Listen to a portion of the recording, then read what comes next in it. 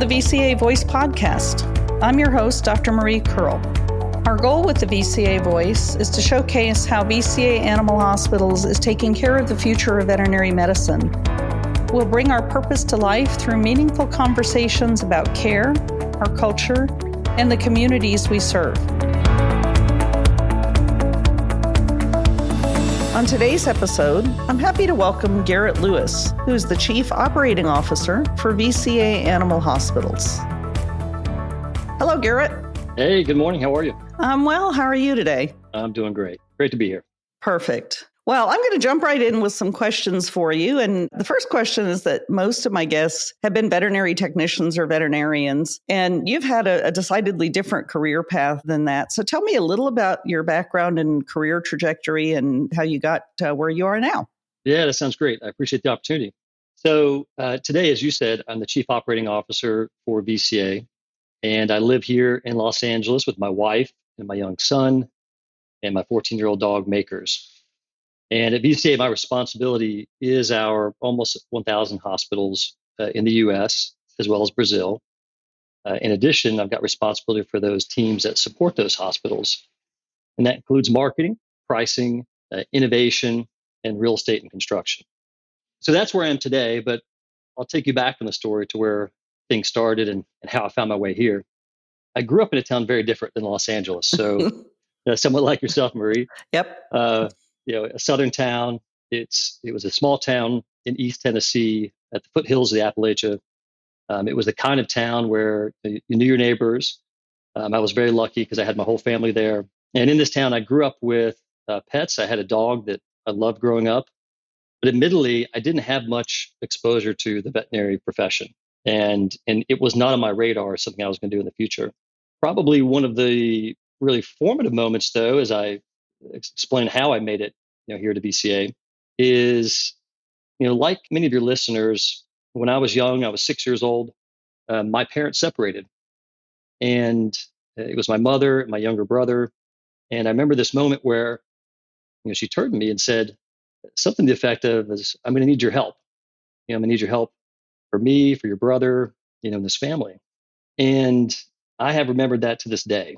This idea that that I can be here to help, and sort of the deep sense of responsibility around that, and being on teams that help others is something that was part of me from a young age. Fast forward, as I made my way through high school, I had a number of interests. One of the other big ones was being part of teams, sports. I was very active in sports. So being part of a team or leading teams was a big part of who I was. I, in fact, went on to play sports at the University of Tennessee. So I went to University of Tennessee and studied finance. While I was there, I also ran track and field. And, as I stepped back and just from an educational standpoint, I later went on to receive my MBA, where I studied more of a general management curriculum. And from a work perspective, my career took me across a number of different industries of different sizes. I was in very large industries. I also did startups, very early stage companies. I worked in manufacturing plants. I worked in retail settings.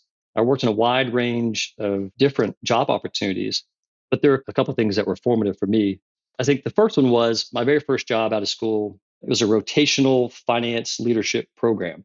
In some ways, you can think about this just like you think about interns who go into rotational programs in our hospitals. Mm-hmm. So our interns receive training in different departments to give them exposure and figure out what it is that they're really passionate about, where they like to follow, and to give them just simply better training as a veterinarian.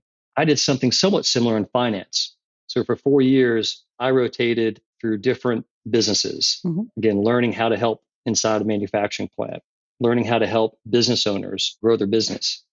One of my really, again, formative assignments was with a company that was failing. It had actually gone bankrupt. Mm-hmm. And I'd been sent in with a small team to try and to fix it, to turn around. And coming out of that experience, what I learned was I really liked helping people solve these types of problems. I really enjoyed working on teams. And I actually didn't want to specialize in finance. I wanted to do something broader. And so that's why I went back to get my MBA. And when I came out of it, I soon, in the subsequent years, found myself in what I would call the really second important experience I had, which was there were teams in northern Vermont. It was a team of stitchers, and they had just all been laid off because stitching, just like most of the U.S., was being sent off to China. And we had this wonderful opportunity to go back in there and offer them jobs and create a business that could add value here in the US. They could continue working. And I worked on this for about a year. I was driving up to northern Vermont early in the mornings on Mondays and I returned home on Fridays to Connecticut, where I was living at the time. But it was the first time in which I saw just the human impact you could make in helping people and helping people get up on their feet and helping them be successful. It was the first time I had led large teams and, experienced what it was like leading those teams, what motivated people, how to understand their issues. And really from then on too, I said, it's really important that I'm involved in mission-driven businesses, something that was doing something better for the world. From that experience, I went on to work in a disability services business where we were helping people coming back from the wars in Afghanistan, as well as U.S. citizens to receive disability benefits. And then immediately before I came to VCA, I was working in the kidney care business, helping people to receive dialysis treatments. Again, the common thread in all of these was mission-driven businesses helping people and solving real problems for real folks. What attracted me to VCA from this dialysis business was three things. One, I absolutely saw the mission and I fell in love with it. So caring for pets and by extension people, their pet owners, was really attractive to me. Two and three is what I saw in VCA was a very entrepreneurial company and a very innovative company. And that was attractive to me. As I said previously, I'd worked in some startups and early stage companies and loved the culture and environment around those type of businesses. But what VCA uniquely had was it was larger. It had resources.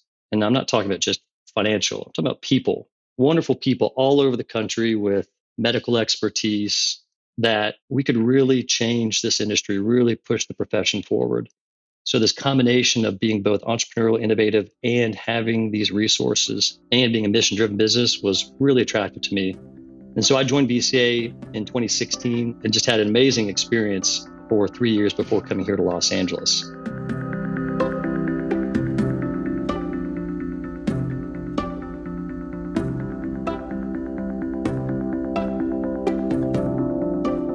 Can you share a little bit about the art of being a part of a field team and working with a large group of individual care providers? Yes. I'd say this for your listeners who aren't as familiar. If you're listening and you're coming from a private practice, the roles that you have in that hospital, those leadership roles, you probably have a medical leader. It's a doctor who's helping lead the medical team. You may have a technician leader who's a technician manager, a supervisor, or something to that effect, and then also a hospital manager, a practice manager.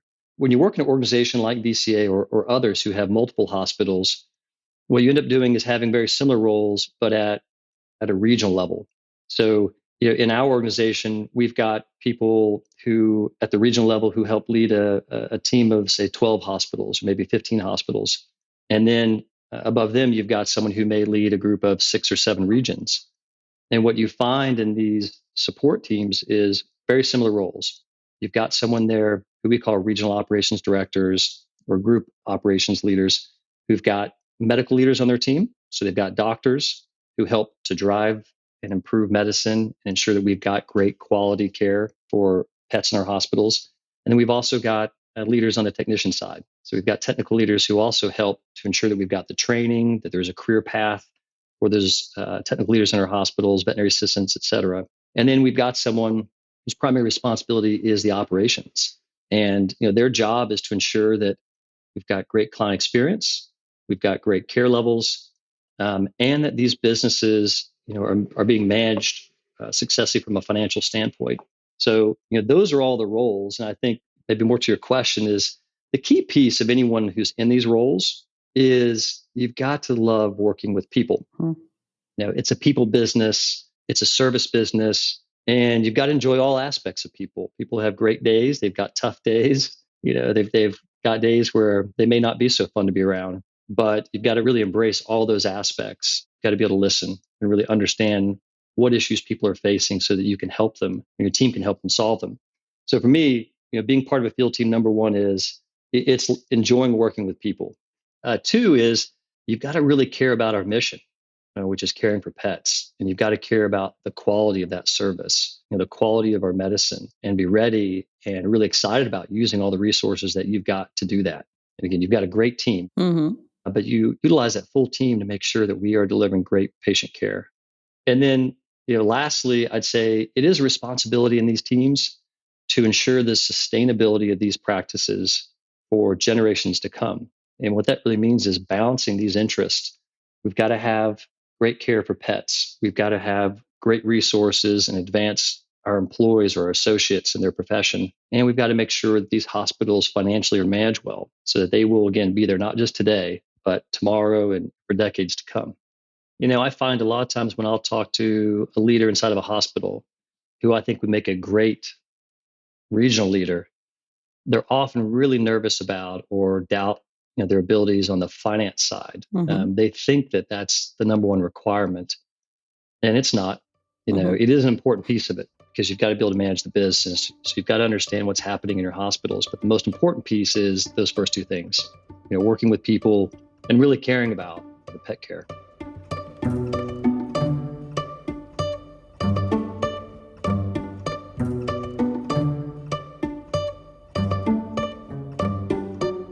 In VCA, we talk about providing world-class medicine and hometown care. Can you tell me what that means to you and how we live that in VCA? Yeah, I really love this question. Hometown care for me means that we're focused on being there for our communities. So each of our hospitals should reflect their communities. So when you walk into a VCA hospital, of course, there are things that are common across all VCA hospitals, things like our standards of care and the equipment you'll find.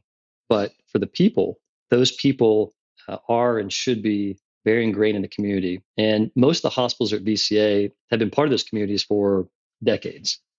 When hospitals join VCA, it's typically because someone's owned the hospital for a number of years and they're either at the point of retirement or they're earlier in their career and they just simply want to focus on pet care.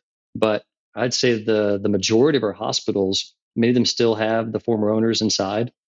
Many of them, their parents, either mother or father, started the hospital and they're just continuing that legacy. So for me, hometown care it's about focusing on that local hometown and the legacy of the hospital. I think a quick neat story is a couple of years ago, we went and looked to see what was the oldest hospital that we had across VCA. Mm-hmm. In the Midwest, we went and looked and we found a hospital in Minneapolis that was started by a veterinarian in the 1920s as he returned from World War I. Wow. And you think about that, that hospital had been there for 100 years. And the responsibility that we had to that local community is deep and important. So that's what I think about, when I think about hometown care, is that focus on that community you're serving. The world-class medicine piece, I think, is really exciting as well, because it just simply means that when we're in a community, we're not just trying to bring the best medicine from that community. We're looking across the U.S. and increasingly across the world, across the globe, for what is the best practices in medicine, what is the best equipment. Our network, we've got, for example, oncologists all across the country that as part of our Cancer Care Alliance, that they reference each other. They reach out and ask for advice on different cases. So when we talk about world-class medicine, we are bringing to bear the expertise of a really large network so that in your local community, you can receive top-notch care. That's pretty special, I believe. Yeah, I agree with you. And you've touched a couple of times in that on the concepts of medical quality and great patient care. How important are those two things in our overall business goals? It is what we're here to do. So It's the basis of everything that we do. If we're not delivering great care, then in many ways, we don't have a right to be there. Care, I'd use that term broadly as well. For me, care is also, it's access to the care. Mm-hmm. And then once they have the access, what is the quality of the care that they're receiving? And we focus on both. We focus on how do we make it easier for our clients to reach us, in their times of need, whether it's for basic wellness services or if it's in urgent situations or emergencies, or if they need a specialist. And so at every one of those points, do we have a solution for them? And what is the level of that care? And we strive to make sure that it's the highest level. Yep, I certainly appreciate that very much. In your role as Chief Operating Officer, can you share some of your main focuses? Yeah, so I think about these three, let's call them stakeholders for lack of a better term. I think first about our associates. Mm-hmm. The second of this, let's call it three-legged stool, is our clients and their pets. And the third is just the practices themselves. And that's an important leg in this. Mm-hmm. So for associates, I think about every day is how do we make it easier for them to care for pets? What is our ways of working inside of a hospital that make that experience better? How do we ensure that they're getting the development, the training that they seek and they need? How do we make sure that they have a career that's exciting for them? And then for the clients, again, we just spoke about the access and the quality of medicine is very important. And then back to practice is how do we balance these things between the investments that we want to make in our people, the investments we want to make in our clients, which comes in different forms, and to ensuring that the financial viability of these practices can continue for many years to come. Mm-hmm. The solutions there are, I would say there's innovations.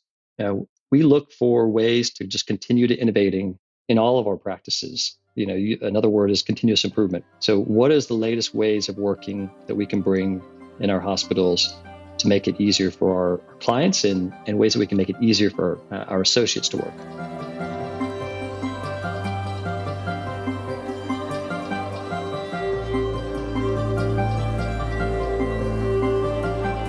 Can you share with me some of the challenges that are facing veterinary medicine now, or some things that we haven't really dealt with before? Or maybe we have, it's just been a while? So I entered the industry back in 2016, and I remember my first impressions were that the industry was steadily moving forward. And I remember, though, from some of my colleagues, they were telling me that it was getting increasingly competitive. And I think at the time, for example, they would tell stories of 10, 15 years ago, there were only 3 or 4 other companies out there that were buying practices.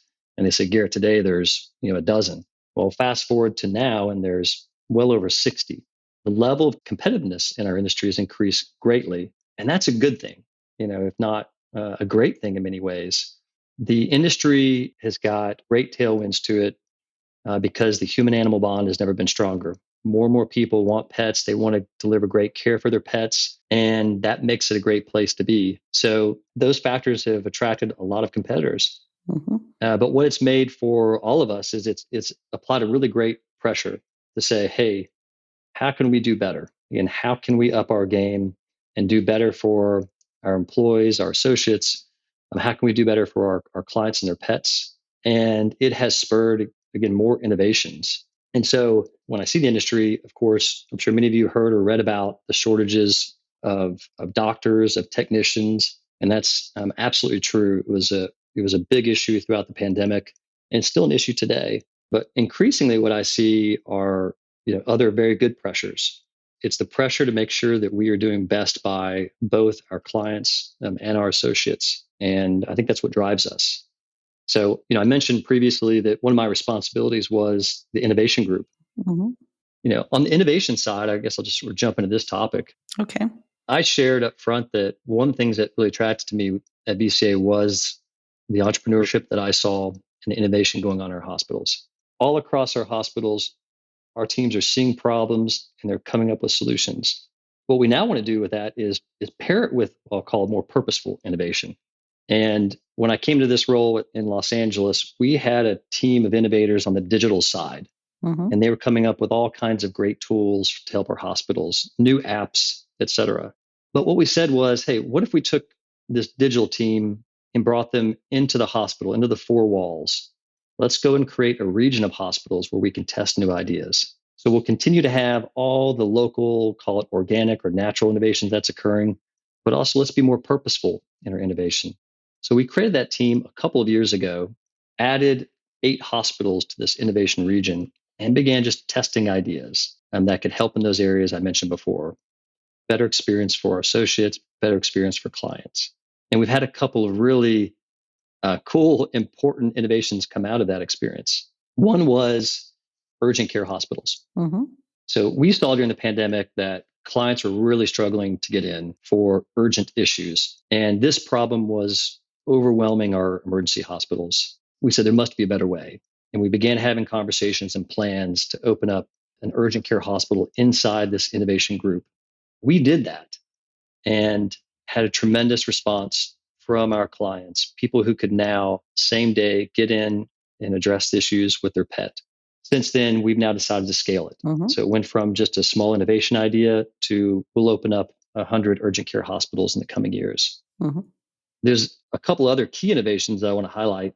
One of them, which is the biggest problem when I worked in human medicine and that I saw when I came to veterinary medicine, was that doctors spent so much time on administrative tasks. And I would hear this all the time. Doctors would pull me aside. I'm sure you experienced some of the same things, Mm-hmm. Marie. Yeah, absolutely. And just say, hey, I'm spending so much time on medical records and callbacks, et cetera, help. And in this case, an innovation came from one of our hospitals. It was one of our client experience managers who went to her human doctor and noticed that they were using a virtual medical scribe. Mm-hmm. She brought that idea back to her hospital and tested it with her doctors. And immediately it changed lives of some of the doctors in that hospitals who were previously spending hours at the end of their day doing medical records. They were doing it after dinner at home. They were missing their kids' soccer on Saturdays because they were trying to catch up. And today we've got virtual scribes who are helping our doctors not spend hours, but spend minutes completing the medical records. And this is an example where innovation can really help push forward our profession and help people in meaningful ways, doctors and others, to improve their lives. So I'm really proud of the work that we've done in that area. Yeah, the other thing you may comment on, if you don't mind, is a little bit about the live chat and some of the telehealth offerings that I think have really helped our clients. Yes. Yeah, there's so many. The telehealth is one of the early innovations that we did, and it was born of the pandemic. Mm-hmm. And in fact, it was originally born because we wanted to help our associates. In the pandemic, we immediately saw that many of our technicians and others were forced to home for various reasons. And so we said, is there some opportunity to utilize their skills and work from home? And telehealth as a service had been out there for a few years. It was primarily done by other companies, third-party companies with doctors. And we said, let's bring this in-house. We can train our doctors and credentialed techs to provide this service and provide this telehealth service to all of our clients. Mm-hmm. So we began in the summer of 2020. And then today, any VCA client has access through their phone to 24/7 service from this team. So if you're concerned about your dog in the middle of the night, you can pick up your phone and contact one of our credentialed technicians who will give you, guidance on whether or not, yes, you need to take your dog in emergency, or, no, you can wait until tomorrow to try and see your GP doctor or maybe go to an urgent care. So I'm really proud of what our teams have done there to help clients and to help their pets.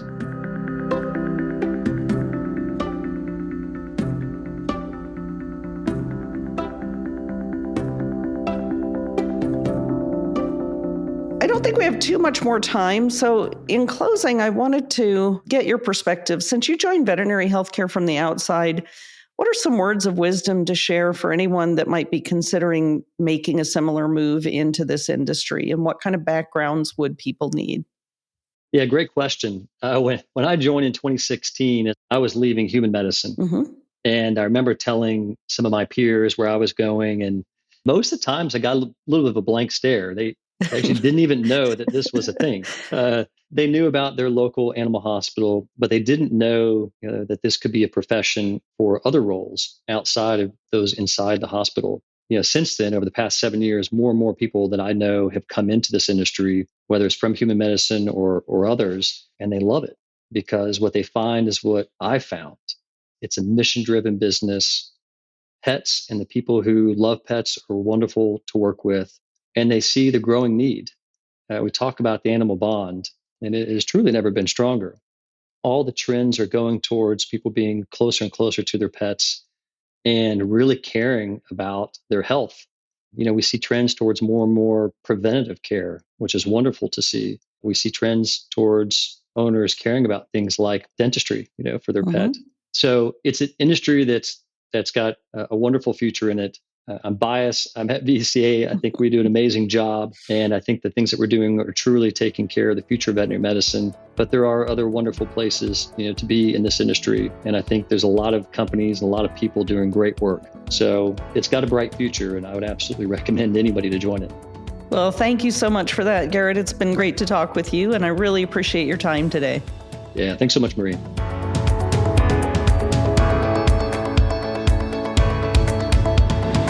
Thank you so much for listening in. If you enjoyed today's episode, please consider subscribing. Don't forget to leave a review to let us know your thoughts and share the episode with friends. Follow VCA Animal Hospitals on social media at LinkedIn, Twitter, Facebook, and Instagram. For more inspiring stories, visit our website at vcavoice.com.